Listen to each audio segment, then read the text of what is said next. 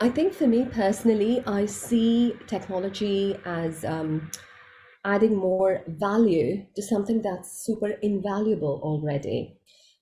Because yes, South Asian dance is a cultural form.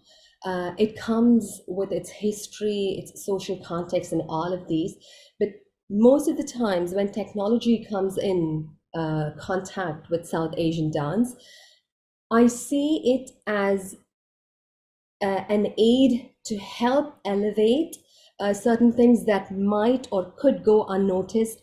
It could be a lens through which visions are broadened.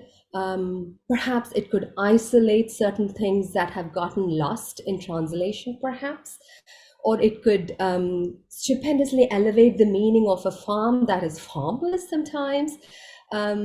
Yeah, there's lots of these different questions that I try and ask every time I am sort of integrating technology within South Asian dance. And for me, technology, as glamorous as it is, or as it appears to be, has to have a meaning when it is married or coupled with a cultural form such as South Asian dance.